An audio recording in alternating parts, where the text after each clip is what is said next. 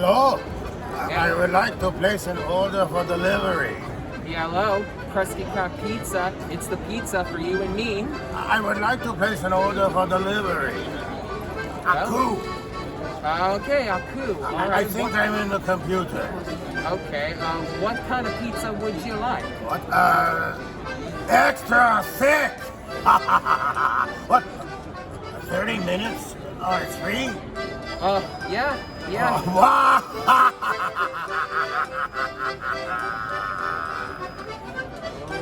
Uh-oh. I didn't like the sound of that.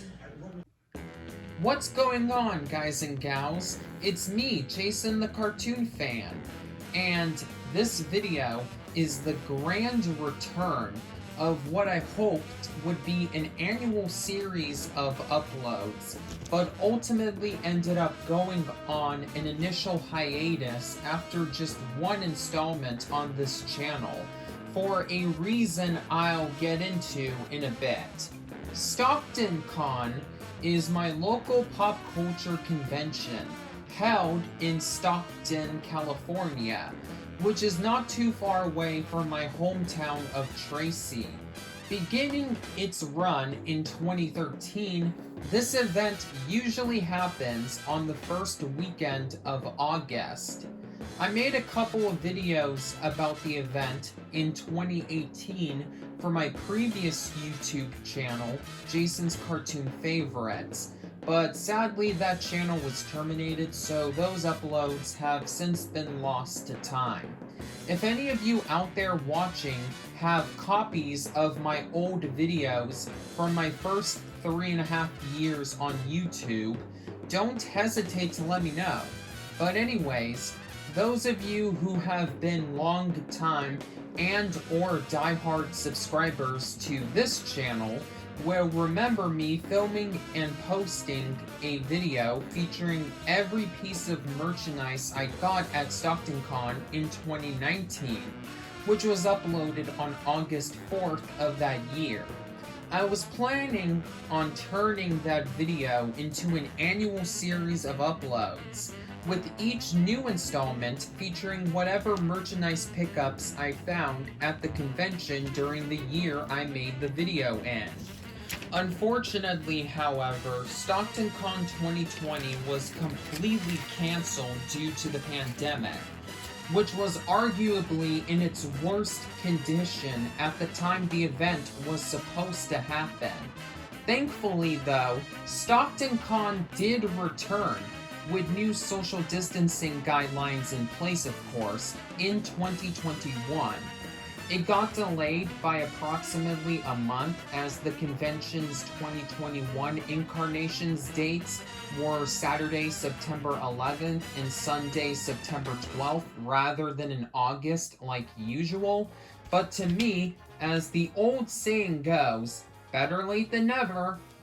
Without further ado, jump out of your bed into the Murmur and slip on your evil fighting cosplay outfit, because it's time to take a look at everything I got at StocktonCon in 2021. Though I know it's technically not a piece of merchandise, but rather a promotional guide, here's the StocktonCon 2021 program, featuring summaries of all the events scheduled to occur there, and a list of all the guests at the convention.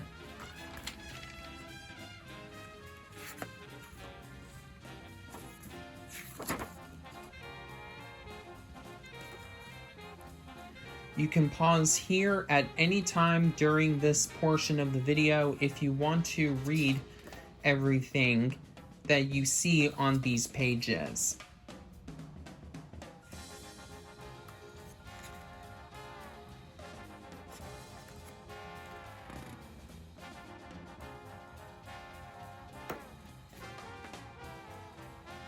And yes, StocktonCon is indeed returning in 2022.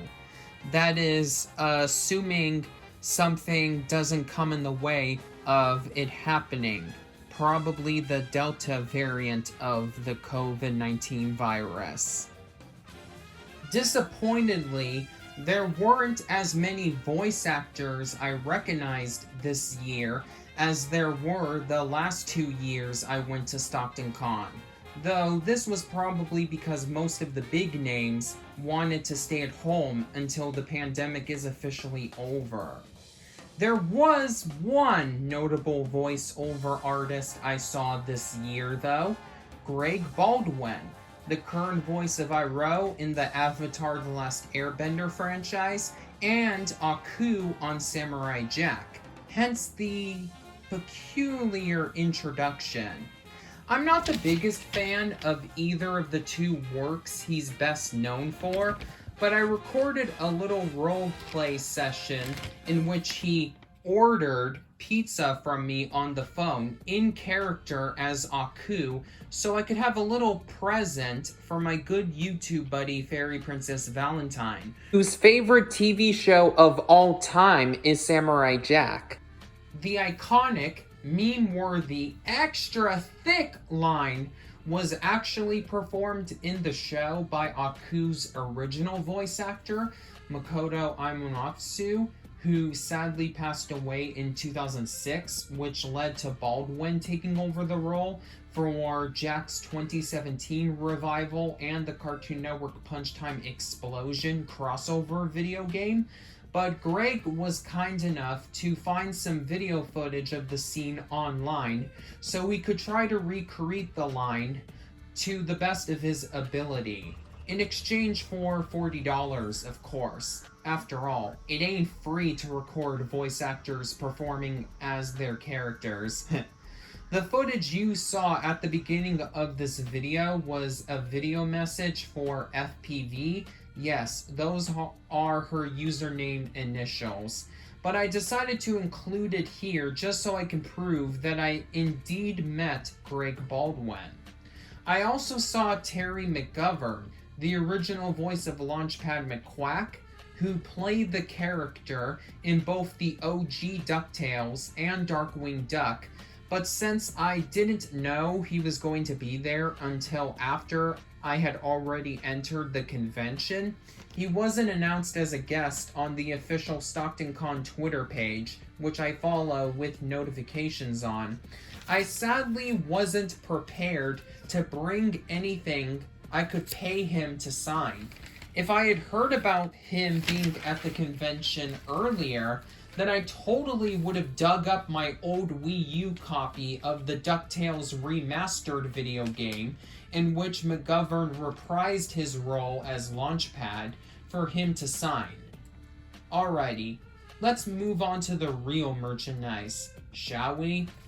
Since StocktonCon is basically a discount Comic-Con, or WonderCon for you Bay Area viewers out there, it wouldn't be a complete experience unless if I actually bought some comic books.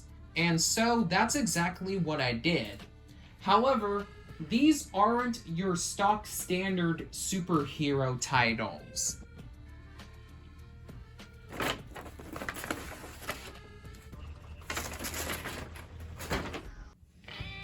Instead, they're a lot of 9 comic books based on the Ren and Stimpy show,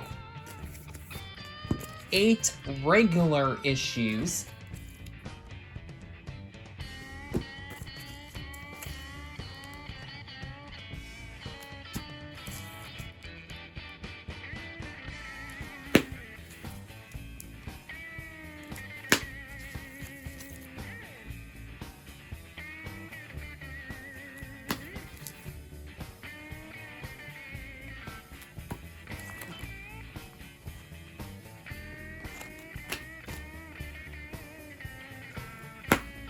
and a Christmas-themed annual. No, your eyes aren't deceiving you. The signature M with comics written across it is present on all of these covers. As the Ren and Stimpy comic book series was published by Marvel approximately 2 decades before the company was purchased by Disney. As part of their contract with Viacom, Marvel also published comics for Rocko's Modern Life and Beavis and Butthead. But unfortunately, these comics will probably never get reprinted due to the Disney buyout. Considering this situation, you'll probably be surprised to know that this entire lot of Ren and Stimpy comics was only $15 total.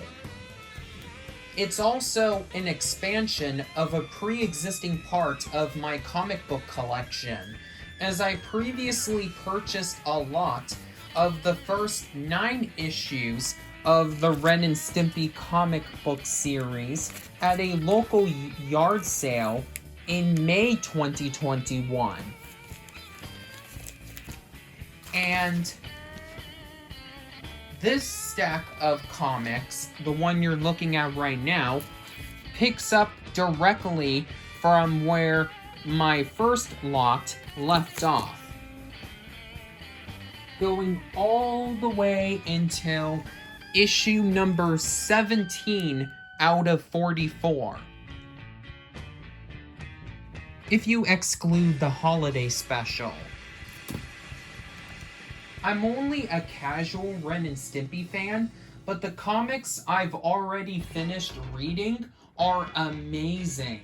And if I dare saying so, many of the stories in them are even better than the ones that ended up in the TV series. Yes, even its first 2 seasons. Because of this, I'm now on a quest to collect every single issue. If I end up achieving this goal, let me know if you want to see a video featuring the entire run of Ren and Stimpy comic books. Ooh, but I really don't like the expression on Ren's face seen on this particular Ren and Stimpy comic book cover. Whatever you do, don't stare too deep into this cover, or else you'll truly be aware of how lifelessly and creepily it stares into your soul. After years of threatening to do so because of all the bull crap strung towards him by that stupid cat, it looks like Ren has finally lost it and is going to murder Stimson J. Cat once and for all. And you know why? Because the meatball soup Ren just ate was actually Stimpy's hairballs and stomach acid. You idiot! You're trying to kill me, man!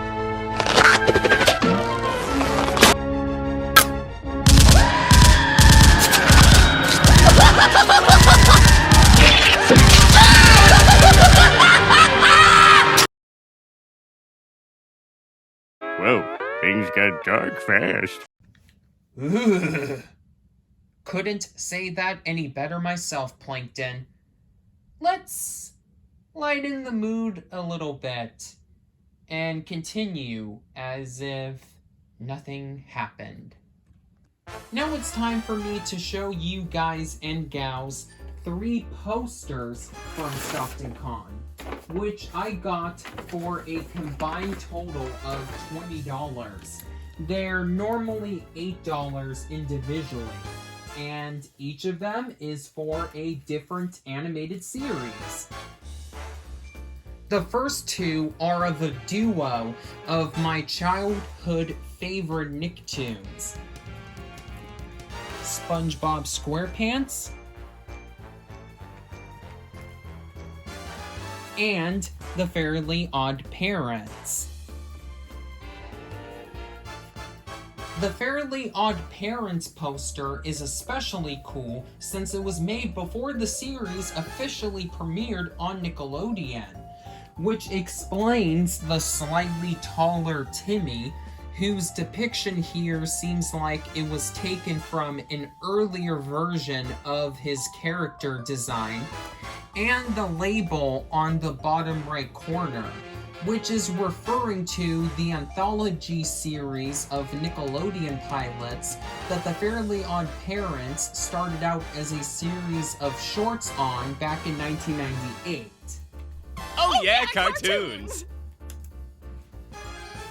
I would have gotten a Jimmy Neutron poster to complete my Nicktoon childhood trinity, but sadly, none were being sold. So, I settled on this poster for the Powerpuff Girls movie, which coincidentally enough came out in theaters the same year I was born, 2002. I could tell that this one is actually a photocopy rather than an original printing of the film's theatrical poster due to the slightly faded colors and the pixelated studio logos on the bottom. But it's still cool to have just so I can hang it up on one of my walls. Maybe one of these days, when I'm older and hopefully richer, I'll have a cartoon man cave to put all of these posters in, as well as a bunch of other posters I've purchased over the years. But until then, at least there's the dream. A guy can dream, right?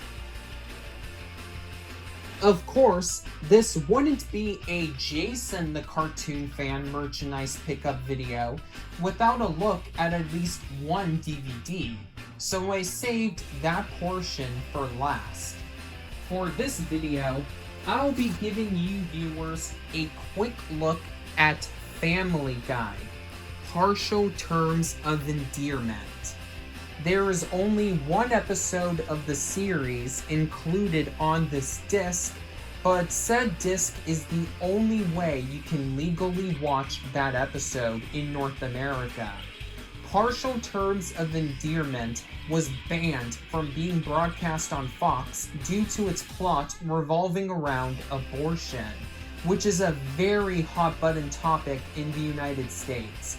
And unlike the other Family Guy episode that Fox banned, When You Wish Upon a Weinstein, it didn't air and probably never will air on cable TV in the United States either. Though it has aired on television in international countries where abortion isn't so sensitive and politically divided of a subject matter, such as on BBC Three in the UK. Because of this, the episode is not available to stream with the rest of the show's run on Hulu or Disney Plus if you live outside of the United States, and it was also excluded from Family Guy's volume DVD releases, which brings us to where we are now. I'm planning on buying all the Family Guy volume DVD sets sometime in the future, but I bought this release in order to fill in one of a few gaps created by those sets. I'm planning on making a complete Family Guy DVD collection video when I'm able to, so I'll talk about said gaps in detail there.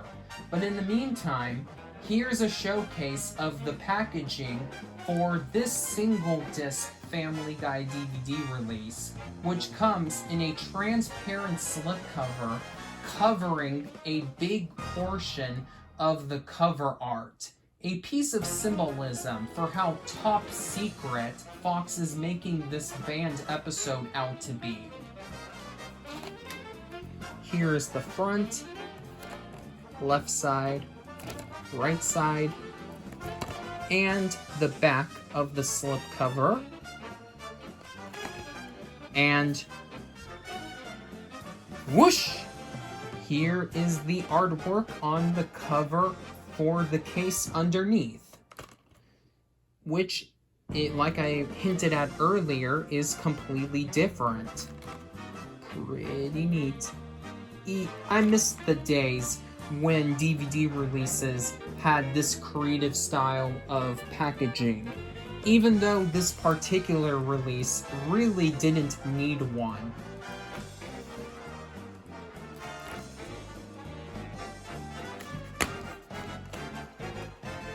Okay, so here is the disc, which is full color, but always a nice feature, but simply copies the artwork on the front cover of the actual case.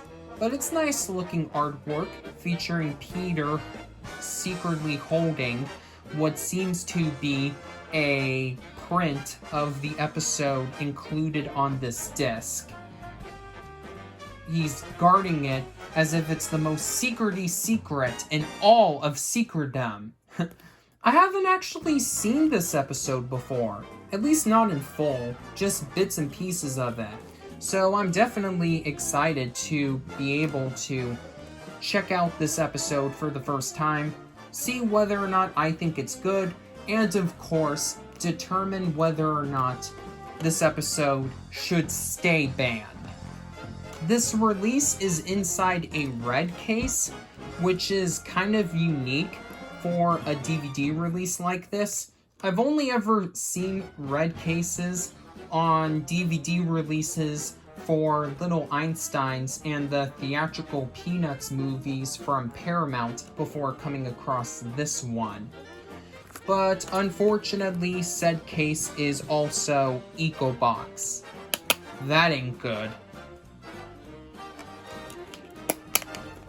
And we also have two inserts. The first one being an advertisement for all of the previous physical media releases of not just Family Guy, but also American Dad and The Cleveland Show. At least all the ones that were released right before this DVD came out. And the second insert is an advertisement for Family Guy merchandise, including themed versions of popular board games and some toys and assembly kits.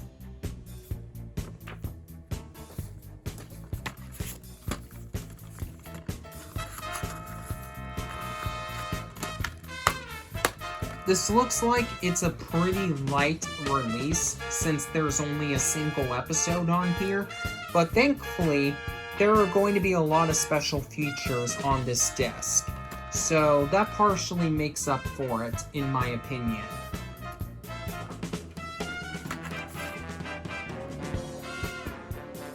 And with that, we've officially reached the end of this video. Though before it gets too late, I wanted to give you guys and gals a quick look at the second StocktonCon program that I managed to find. It's different from the other one that I showed at the beginning of this video because it just lists the different vendors who were selling stuff at the convention.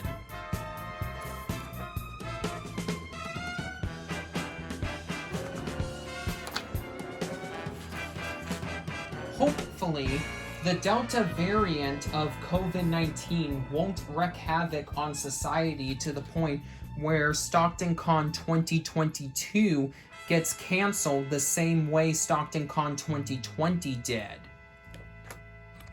Because, as I stated at the very beginning of this upload, I want this video to kickstart an annual series of StocktonCon pickups videos.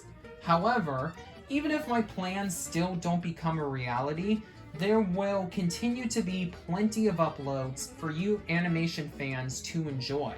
So if you're not already subscribed to this channel, then make sure you are after this video, preferably with notifications on. Until next merchandise video, which will most likely be a double feature Loud House DVD unboxing in October, this is Jason the Cartoon Fan signing off.